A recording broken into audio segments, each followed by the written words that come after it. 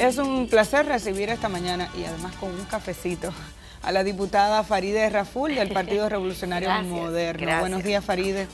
Muchas gracias por la invitación, muy feliz de estar con ustedes. Felices estamos nosotros. Sobre todo hoy, ¿verdad? Sí. Farideh, vamos a iniciar con el tema del Código Penal.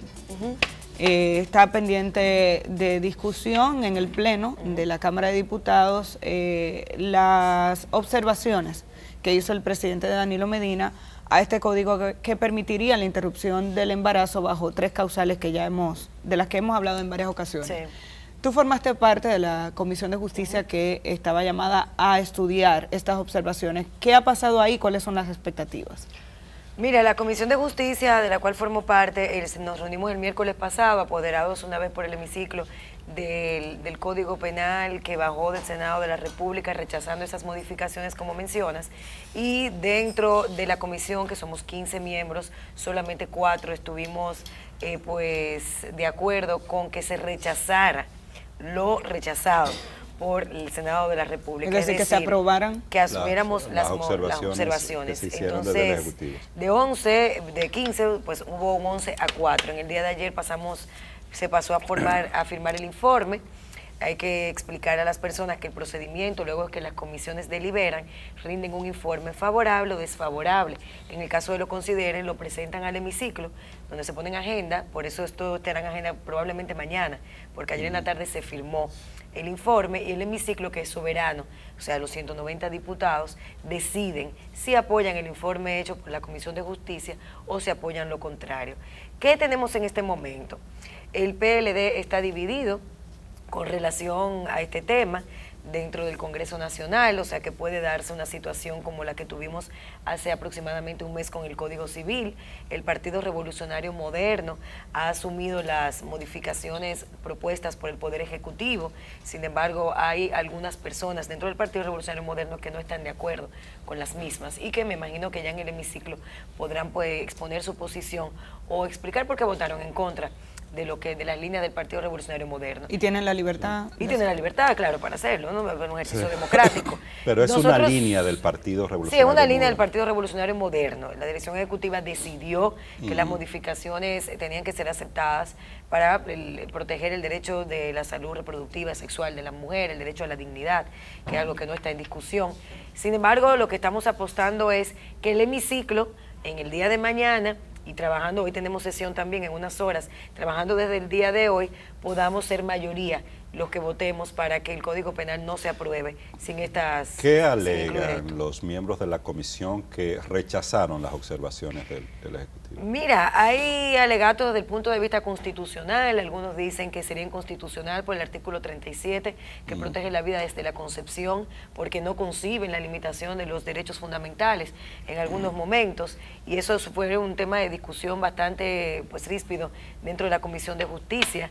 Otros entienden que no, por un problema de dogma o de fe, no deben aprobar este tipo de modificaciones al Código Penal, y otros entienden que este único tema ha sido la traba para que el Código Penal, que consta de tantos artículos y de tantos elementos nuevos dentro del sistema que podría pues sancionarse dentro de nuestro sistema, a partir de su entrada en vigencia, no puede prorrogarse más, y que entonces esto debería de ir a una ley especial. Hay presiones de sectores externos. La Iglesia Católica, por ejemplo, ayer hubo una comisión de alto nivel de la Iglesia Católica reunida con la presidenta de la Cámara de Diputados.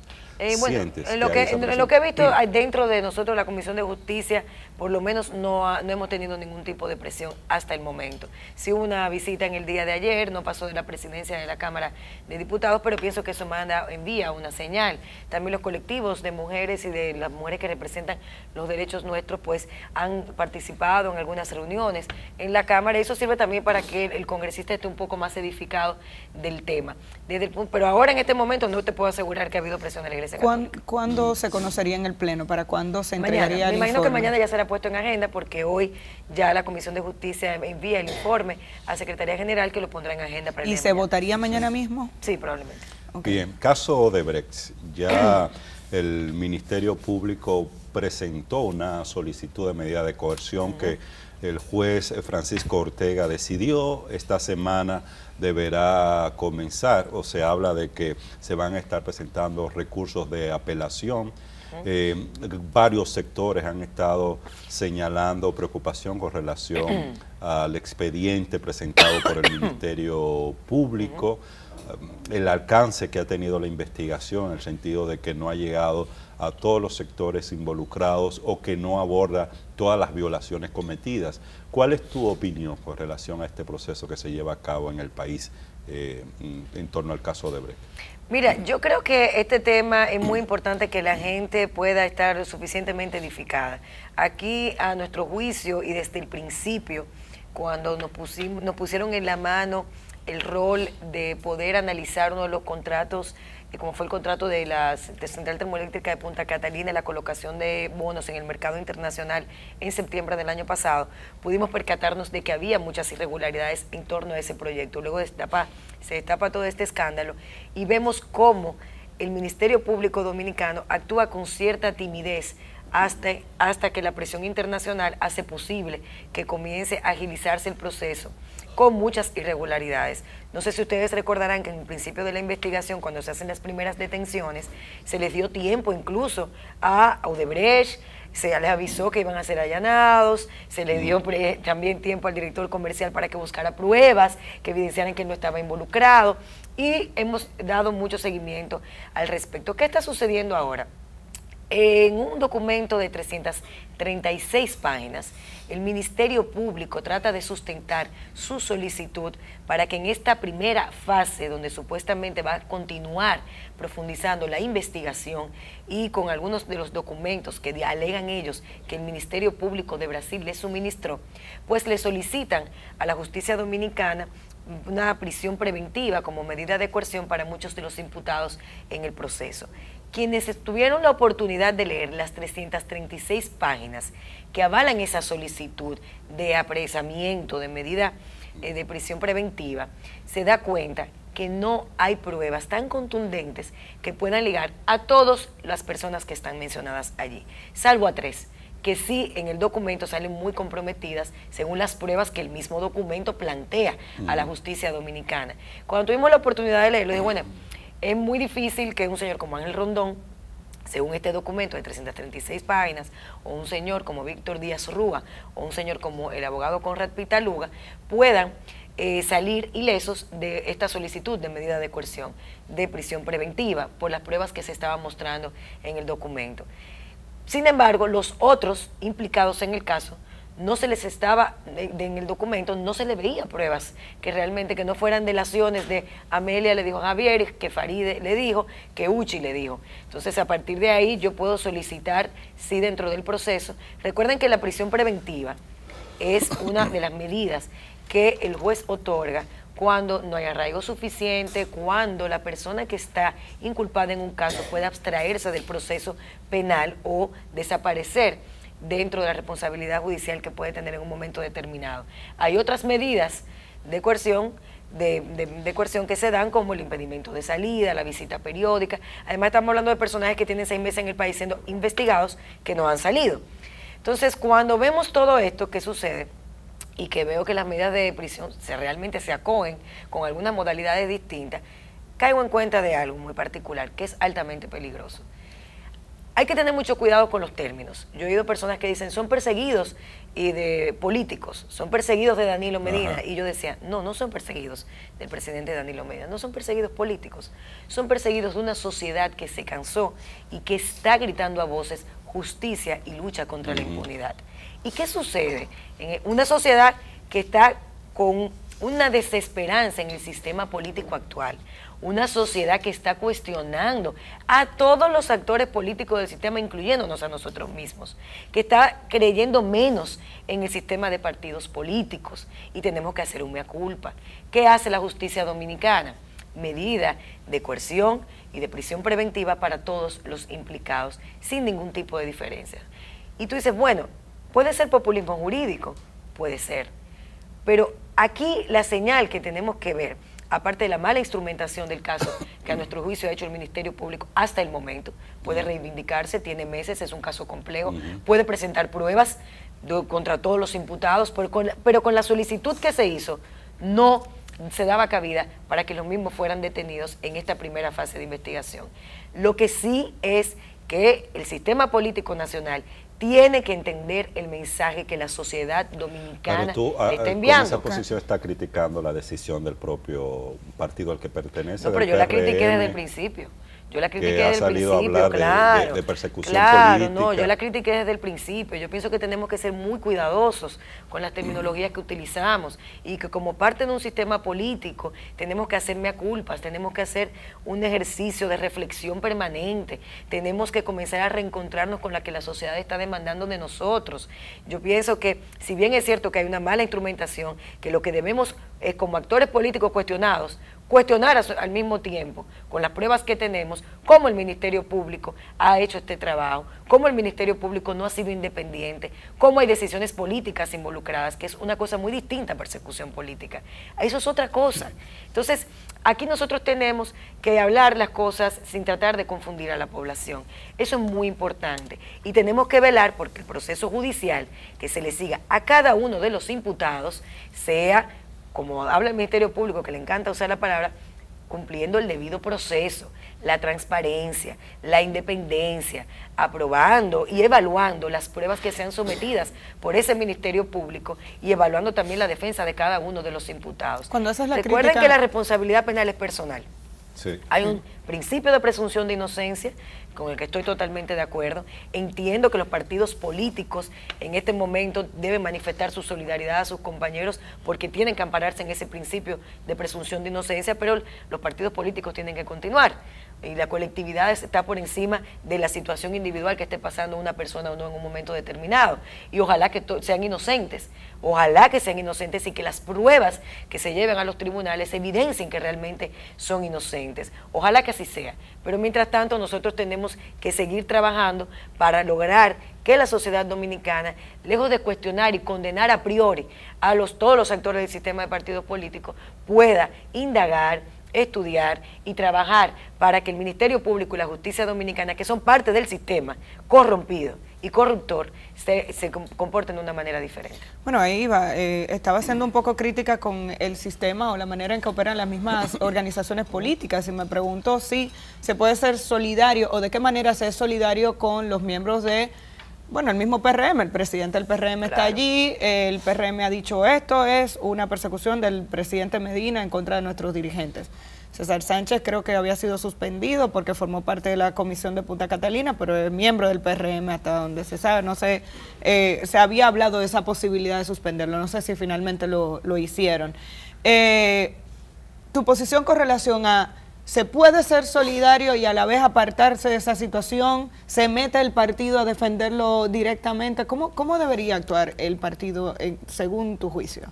Es que la solidaridad está expresada desde el mismo momento en que uno de sus altos dirigentes se enfrenta a esta situación y tú como partido puedes extender. Una cosa es la relación primaria de afectividad y tú la puedes manifestar. Yo no estoy en desacuerdo con eso, ¿no?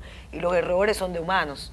Y si alguien cometió, pues tiene que pagar. Y si no cometió, pues que la justicia lo libere, siempre y cuando se garantice un proceso judicial transparente, que es por lo que tiene que velar el Partido Revolucionario Moderno, que ha puesto a la disposición de cada uno de los imputados que pertenecen a esa dirección política a los abogados del partido. Es una forma de solidarizarse.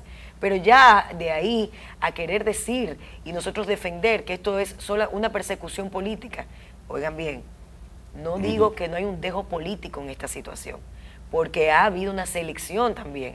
Tú no tienes el caso de Punta Catalina, que es el caso de corrupción más grande del presidente Danilo Medina, y que sigue vigente, y que Odebrecht sigue siendo financiada por el Estado Dominicano. A eso iba, se acaban de aprobar 500 millones. Ahí no aparece nadie. Ayer veíamos una noticia que no sé qué tan, la fuente no sé qué tan cierta sea, donde decía que supuestamente venían 40 imputados más, y que ahí podrían estar los de Punta Catalina. Por eso digo, esta es la primera fase de un proceso que se abre y que está en investigación. Y es largo, esto puede durar 3 años, 4 años, la gestión entera del presidente Danilo Medina. O sea, pero sí ha habido decisiones políticas, pero no es persecución. Se acaban de aprobar los 500 millones de bonos 500 millones de dólares en bonos para Punta Catalina. Que eran de los 600 de septiembre. Recuerden que en septiembre, cuando nosotros elevamos nuestra voz ante el Congreso, era precisamente por esos 600 millones de dólares. En diciembre se colocaron 100 millones de dólares en el mercado local y faltaban 500 millones de dólares que se colocaron ahora en bancos de colocación inferiores a los que ellos habían vendido en la Comisión de Hacienda, donde iban a colocar. ¿Tu opinión con relación a esa emisión, sobre todo en un momento en el que hay una comisión nombrada por el Ejecutivo que no ha entregado su informe sobre Punta Catalina? Es una comisión cuya decisión es vinculante, pero no ha planteado su informe. ¿Cómo cae esa aprobación de bono en medio de la situación, el contexto actual, que es distinto al de diciembre? No, es totalmente absurdo. Tú dices, bueno, ¿hay una investigación o no hay una investigación? ¿Hay una comisión que va a rendir un informe y están tan seguros de que será favorable? ¿Y hay una comisión independiente designada por el Poder Ejecutivo? ¿O hay una lucha real contra la impunidad que dice el gobierno central que está encabezando? ¿Qué es lo que hay en la República Dominicana? Porque mientras cuestionamos la obra más ambiciosa de Odebrecht en el país, la obra que ha sido defendida a capa y espada por el gobierno del presidente Danilo Medina, con todos los cuestionamientos que van no solamente del aspecto técnico, sino en el problema del financiamiento, que dicho sea de paso, el mismo Procurador General de la República, en unas declaraciones que creo que se le zafó, dijo, es que los sobornos de Punta Catalina han sido en el financiamiento. Y yo decía, vaya, nos está dando la razón, o sea, claro que ha sido en el financiamiento, es uno de los grandes problemas, lo hemos venido diciendo hace 9 meses, antes de que estallara todo eso. Qué bueno que el Procurador lo sabe. La aprobación del Congreso, dice. Sí, no, y el financiamiento.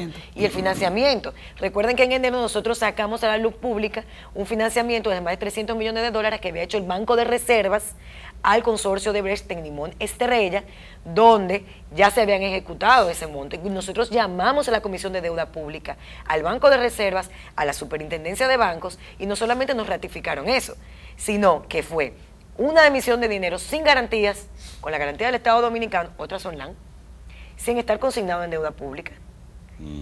Y no ha pasado absolutamente nada.